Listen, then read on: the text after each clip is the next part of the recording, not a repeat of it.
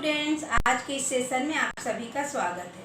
बच्चों, अभी तक हम अपवर्तन पढ़ लिए और अपवर्तन क्यों होता पढ़ लिया। आज हमको उसकी गतिविधि करनी है। ये हमारे पास कांच का गुटका है और ये पेपर में हमने ये बना लिया है। तरह तरह के इसमें आपतन कोण बनाए 30 डिग्री और 60 डिग्री।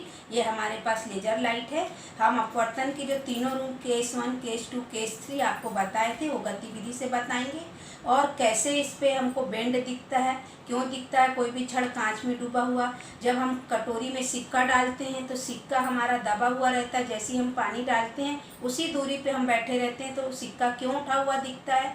तालाब या हमको स्विमिंग पूल क्यों उथले दिखते हैं। कोई भी चीज़ उसमें गिरी है और हमको लगता कम गहराई, हम उठा लेंगे, लेकिन जब हम हाथ डालते हैं तो हमको पता चलता नहीं वो ज़्यादा गहरा है। चीज़ें कैसे गिरी हुई सतह पर तालाब या स्विमिंग पूल पे उठी हुई दिखती हैं, वो हम आपको बताएंगे। और तारे क्यों टिमटिमाते हैं वो भी हम आपको बताएंगे। ये गतिविधि हम आपको लेजर लाइट से करके बताएंगे। तो इससे हमको ये पता चलेगा कि आपतन कोण जो होता है और निर्गत कोण वो आपस में बराबर होते हैं जब हम लेजर लाइट से प्रयोग करेंगे। और आपतित किरण और जो निर्गत किरण होती है, हमने बोर्ड में भी करा हुआ है। तो जो आपतित किरण निर्गत किरण एक दूसरे के समानांतर होती हैं। जब आपतित किरण प्रैक्टिकल के बाद कांच के गुटके से बाहर निकलेगी तो आपको साफ दिखेगी कैसे वो आपस में समानांतर होती है। तो चलिए बच्चों, गतिविधि शुरू करते हैं। हम आपको अंधेरा करके गतिविधि बताएंगे। बच्चों, अब हम इसी को गतिविधि के द्वारा करेंगे। लेजर लाइट है, हमारे पास गुटका है और प्लेन शीट पे हमने बना लिया है। हमने यहाँ पे देखिए बच्चों 2 एंगल लिया। ये हमारा अभिलंब है, ये जो दिख रहा है, इसमें हमने एक 30 डिग्री की आपतन कोण बनाया, 60 डिग्री की। तो ये जो 30 डिग्री वाला है ग्रीन से दिख रहा है। जब ये कांच है ना, और ये हमारा हवा है, वायु है, ये विरल है, सघन है। तो इस किरण को, इस आपतित किरण को ऐसे निकलना चाहिए 30 डिग्री वाली को। ये जो 60 डिग्री वाली है इसको ऐसे निकलना चाहिए। लेकिन जब हम ये कांच का गुटका रख देते हैं और जब हम इसमें लाइट डालते हैं तो इनका जो मार्ग होता है वो यहाँ पे अगर हम एक अभिलंब खींच दें यहाँ पे, तो ये अभिलंब की ओर झुकेंगी और बाहर निकलेंगी। तो ये वाली किरण और जो निर्गत किरण होगी वो इसके समानांतर होगी। अब देखिए यहाँ पे हमने हल्की सी लाइन खींची ना, तो यहाँ से हमारी निर्गत किरण निकलेगी लेजर लाइट की और इसके समानांतर होगी। ये है 30 डिग्री वाला। और ये जो 60 डिग्री वाली ये जो है ये सीधे निकलनी चाहिए प्रकाश के गुण के हिसाब से, लेकिन जैसे ही सघन माध्यम में आएगी वो इस मार्ग से निकलेगी। तो जो निर्गत किरण है वो जो सीधी प्रकाश की किरण को अगर यहाँ कांच का गुटका नहीं होता तो सीधी निकलती, तो उसके समानांतर होती है। तो हमको यही फिनोमिना सिद्ध करना है कि जो निर्गत किरण होती है वो आपतित किरण के समानांतर निकलती है। और चूंकि वो विचलित हो चुकी होती है, उसका 2 बार विचलन होता है। एक बार विरल से सघन, हवा से कांच, दूसरी बार कांच से फिर हवा।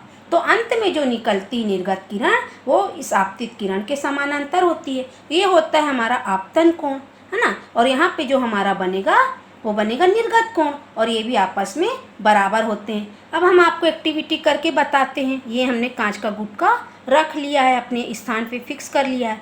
और एक बार हम 30 डिग्री पर लाइट को रिफ्लेक्ट डालेंगे, आपतित करेंगे, और एक बार हम 60 डिग्री पर। और एक हमने आपको बताया था जो किरणें अभिलंब पे सीधे आपतित होती हैं तो कैसे जाती हैं, वो बिल्कुल सीधी निकलती हैं। लेकिन I = R = 0, मतलब वो 0 डिग्री पे निकलती हैं, सीधी निकल जाती हैं, बस स्पीड कम होती।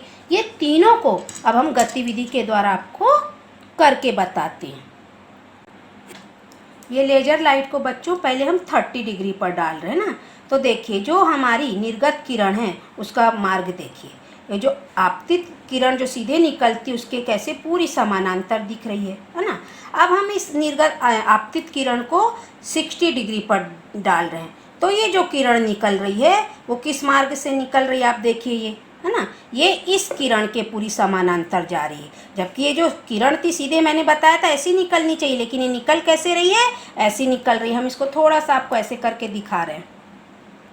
तो हम आपतन कोण का मान बदल बदल कर भी हम अगर ये प्रैक्टिकल करें, है ना, कभी 30 पे, कभी 20 पे, कभी 40 पे, कभी 60 पे, तो लेकिन जो निर्गत किरण होगी वो आपतित किरण के समानांतर होगी। तीसरा फिनोमिना हमने क्या बताया था, अभिलंब के सीधे जब 90 डिग्री पे किरणें आपतित होती हैं तो कैसे जाती हैं। जब सीधे किरणें आपतित होती हैं तो उस मार्ग को परिवर्तित किए बिना वो बिल्कुल सीधी निकल जाती हैं। देखिए पूरी की पूरी बिल्कुल सीधी निकल गई हैं। बस उनकी क्या होती है, माध्यम में जाने पर स्पीड कम हो जाती है। आई और आर बराबर होते हैं यहाँ पे, और उनका मान क्या होता है, 0। ये 90 डिग्री पर जाने वाली, आपतित होने वाली ये आपतित किरणें हैं। तो ये तीनों फिनोमिना इस गतिविधि से आपको सिद्ध हो गया। इसी गतिविधि के आधार पर हम अपवर्तनांक निकालते हैं। ये हम आपको पुनः फिर बताएंगे। अब हमको बताना है कि अपवर्तन का दैनिक जीवन में क्या उपयोग है। एक प्रयोग और हम करके आपको बता रहे हैं, सिक्के वाला। ये देखिए बच्चों, ये हमारे पास कटोरी है ना, और एक सिक्का है हमारे पास। इस सिक्का को हमने कलर इसलिए कर दिया, जब इसमें हम पानी भरेंगे तो थोड़ा उठेगा तो थोड़ा क्लियर दिखे मोबाइल में ना, ये सिक्का ही है। जब हम बच्चों इसको कटोरी में डाल दिए, आप बस जहाँ अपनी आँख को फिक्स रखिए, तो ये सिक्के से जो चलने वाली प्रकाश की किरणें हैं आप तक नहीं पहुँच रही, क्योंकि ये जो कटोरी की दीवार है वो भी अवरोधक का काम कर रही है, और कटोरी में भी पानी नहीं, हवा है। तो सिक्के पे जो प्रकाश की किरण पड़ रही है वो टकरा कर वापस आ रही है, तो ये कटोरी की दीवार से टकरा रही है और आप तक नहीं पहुंच रही।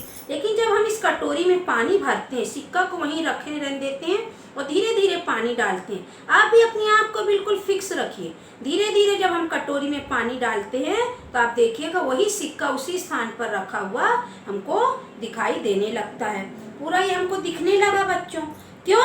क्योंकि अब क्या हो रहा है, जो प्रकाश की किरणें जो पहले हवा में उनका हो रहा था अपवर्तन, अब क्या है, पानी आ गया माध्यम, एक प्रकाशीय माध्यम और आ गया है। तो प्रकाश की किरणें सिक्के से निकलकर पानी में आ रही हैं, फिर पानी से फिर हवा में जा रही। तो जो संपर्क सतह है पानी और हवा की, वहाँ पे वो किरणें बेंड हो रही, विचलित हो रही हैं, तिरछी हो रही, और उसी वजह से उस सिक्के की निकलने वाली किरणें आपकी आंख तक पहुँच रही, इसलिए वो सिक्का दिखाई दे रहा है आपको।